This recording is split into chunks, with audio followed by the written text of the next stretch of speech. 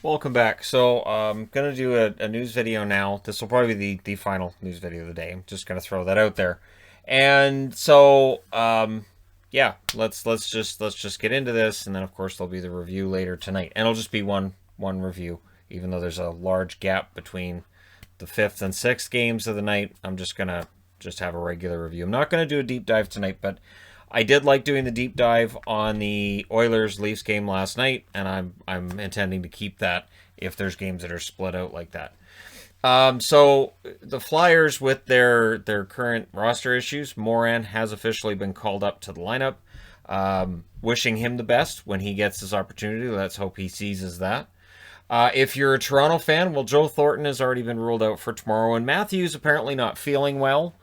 Left practice early today, so there's some doubt as to whether or not he's going to play tomorrow. And keep in mind, Nick Robertson on the LTIR. So yeah, that's where we're at. Look for new guys to get shots in the lineup, and we'll see how things go for the Toronto Maple Leafs from here. If they're without Thornton and Matthews, that's going to make it tough for them. And yeah, we're in the sprint, so we'll see how things go.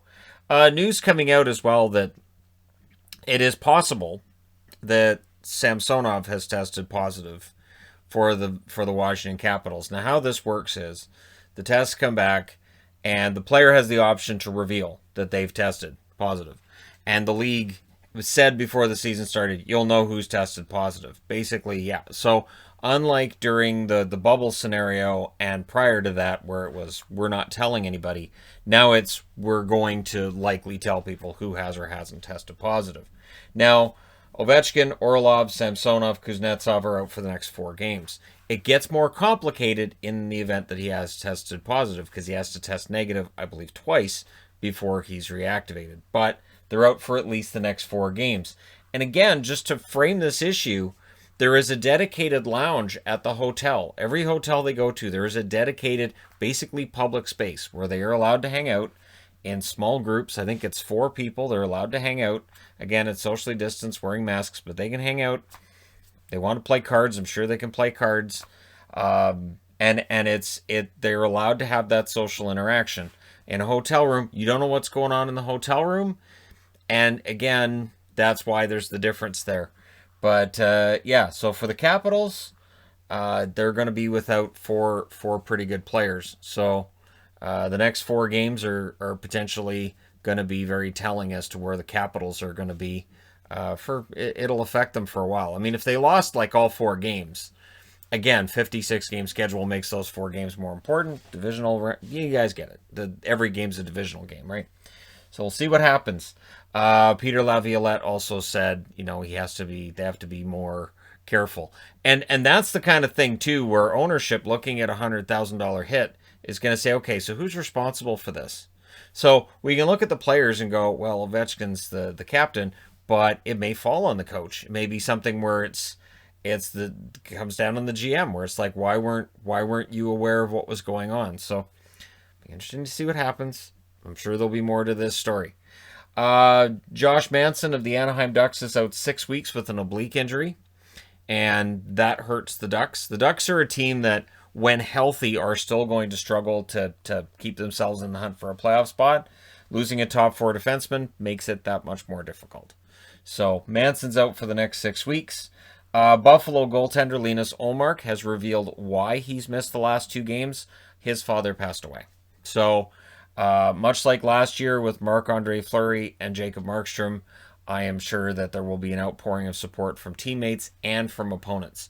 One of the things that was really touching, I know from seeing it in Vancouver with Markstrom last year, was that even opposing teams would make a point of saying, hey, tough about your dad, this kind of thing. You could see that support.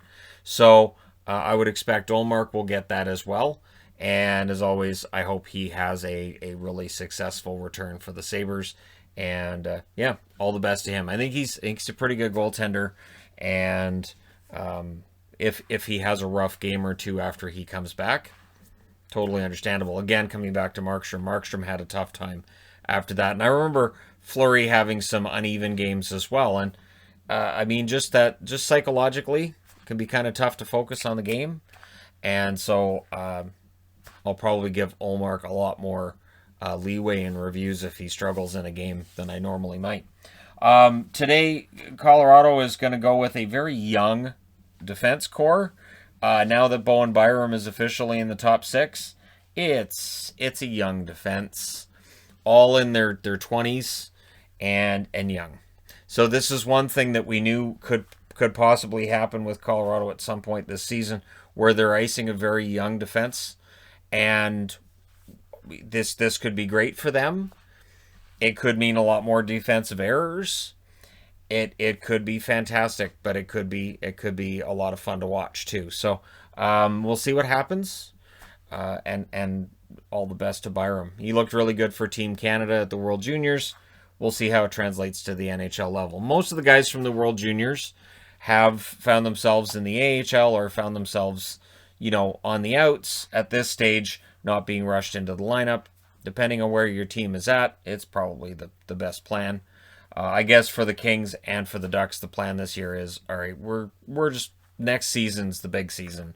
This season, we probably aren't going to be that great. And in some cases, you may want to keep the kids out of the lineup until the team's going to be better. Having them in the lineup when the team isn't very good can be harmful to their development as well. In that teams can then really key on them. Be like, well, they don't have a lot of talent, but that young kid, will flatten him. So that kind of thing, right? So gives them time to develop, gives them time to get their skill level up. And we've seen certain organizations able to do this, and it works very well. So as long as you don't have your prospects over-ripen on the vine, it could be a good plan. But let me know your thoughts in the comment section below as always. Don't forget to hit like and subscribe if you're browsing your way through. You just happened upon this video. See, it's 2 o'clock, so I've still got to do my treadmill, and then games start at 4 o'clock. So it's gonna be tight, but I'll get her all done. All right, because it's about an hour on the treadmill, and then I don't want to be all sweaty when I'm watching the hockey game, so I got to make sure I'm all showered and cleaned up and all that. So there you go. Thank you guys so much for watching, for all your support. As you can see, it's not bath time right now because it's not the morning. So there you go. Thanks for everything. I will talk to you again soon.